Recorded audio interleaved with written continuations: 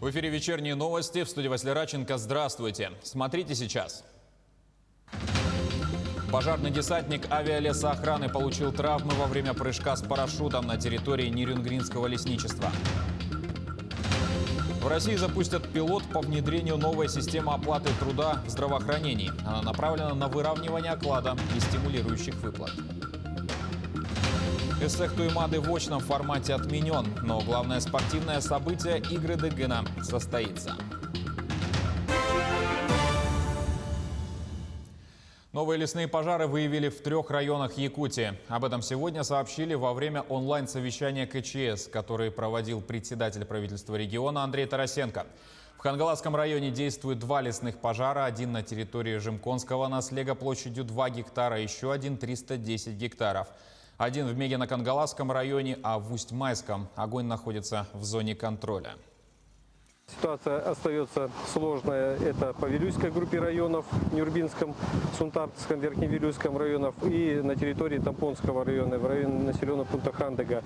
На сегодняшний день по Нюрбинскому району у нас работает аэромобильная группировка Главного управления, а также авиация МЧС России Б-200 и Ми-8 МЧС России Хабаровского авиационно-спасательного центра. Также по Тампонскому району вчера убыла и сегодня уже приступила к работе аэромобильная группировка Главного управления. Также работает по защите населенных пунктов и по тушению природных пожаров. Вчера и на сегодняшний день также приступила к работе авиация РСЧС Республики Саха-Якутия, полярных авиалиний. На сегодняшний день они работают с водосливным устройством по тушению природных пожаров. Подробнее о ситуации в Хангаласском районе. Итак, один лесной пожар обнаружили на территории национального парка Ленские столбы. Термоточка оказалась очагом на площади около 2 гектаров. С 15 часов на месте работают 9 человек. До вечера планируют нарастить силы до 20-25 огнеборцев и ликвидировать возгорание до завтрашнего утра. Кроме этого, зарегистрирован еще один лесной пожар в местности Улус-Исы на территории Жимконского первого наслега. Огнем пройдено 2 гектара. На место возгорания выехали 40 человек. Также продолжает действовать природный пожар на площади 310 гектаров возле села Тумул. Сегодня планируют завершить минерализованную полосу и начать встречный отжиг. Угрозы населенному пункту нет. Пожарный десантник авиалесоохраны получил травмы во время прыжка с парашютом на территории Нерюнгринского лесничества. В сообщении говорится, что произошло резкое ускорение спуска с высоты 10 метров и жесткое приземление работника Алданского авиаотделения с вертолета Ми-8. В результате сотрудник получил закрытый компрессионный осколочный перелом, ушибы брюшной стенки, таза и конечностей. Повреждение отнесено к тяжелой степени. К другим новостям. Леса обработают от шелкопряда в Якутске и 2 районах. Мероприятия запланированы на этот месяц и пройдут в окрестностях столицы, а также в Хангаласском и Намском районах. Все лесные дороги, ведущие к очагу распространения сибирского шелкопряда, будут оборудованы информационными знаками о запрете на посещение участка на весь период обработки и карантинного срока. Травить гусениц будут авиационным способом, химическим препаратом клонрин. По параметрам токсичности препарат относится к 3-му классу опасности. В связи с этим во время обработки и после нее не рекомендуется собирать на этой территории грибы, ягоды, лекарственные травы и другие пищевые ресурсы. В навигацию этого года планируют провести дноуглубительные работы на участках внутренних водных путей реки Лены. Это подход к Якутскому речному порту, подход к Жатайскому судостроительному судоремонтному заводу, а также в районе поселка Нижний Бестяк.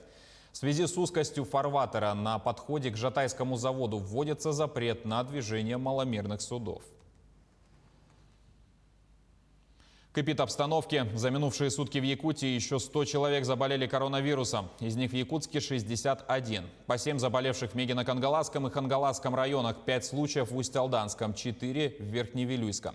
Еще в 8 районах от 1 до 3 заболевших. Почти 2500 исследований на ковид провели в регионе за сутки. В Якутске сегодня 202 409 вакцин различного профиля. Сегодня мы получаем еще 1500, которые будут распределены по районам нашей республики. Первую вакцинацию за весь период получило 180 837 человек. Помимо этого лица старше 60 человек 40 682 человека. Во вторую вакцинацию, то есть полностью вакцинировались уже 125 656 человек. В том числе лица старшего возраста завершили вакцинацию 31 250 человек. Таким образом, использовано 88,8% вакцины, поступившей на территорию нашей республики, и мы продолжаем вакцинальную кампанию.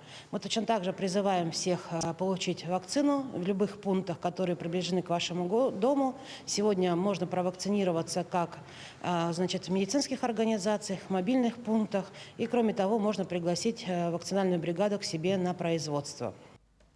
Между тем, стало известно, что в России запустят пилот по внедрению новой системы оплаты труда в здравоохранении. Премьер-министр Михаил Мишустин постановил запустить его с 1 ноября в Белгородской, Курганской, Омской, Оренбургской и Тамбовской областях, Севастополе и в Якутии. Сейчас региональные больницы и поликлиники самостоятельно определяют размеры окладов сотрудников. В отрасли отсутствуют единые требования к назначению стимулирующих и компенсационных выплат. В результате заработные платы медработников одного профиля и квалификации могут отличаться. Новый подход позволит выровнять ситуацию и избежать дефицита кадров в одном регионе и переизбытка в другом. На федеральных трассах Якутии установят портативные камеры видеофотофиксации правонарушений. О нововведениях узнал Дмитрий Тымыров. Новые измерительные комплексы под названием «Кордон Про-М» выйдут на дороги Якутии уже в самое ближайшее время. Республика уникальна, у нас дороги очень обширные. Сами знаем, у нас есть 3 федеральные автомобильные дороги. Это федеральная дорога Лена, федеральная дорога Вилюй и федеральная дорога Колыма. Протяженность очень большая. Именно места, где населенные пункты у нас очень, меньше, да. Но в основном резонансные ДТП, где погибшие, у нас регистрируются именно на автомобильных дорогах федерального назначения. Поэтому эта машина будет фиксировать именно на этих участках. И еще будет по региональным автомобильным дорогам. Это у нас УМНАС, НАМ и АМГА.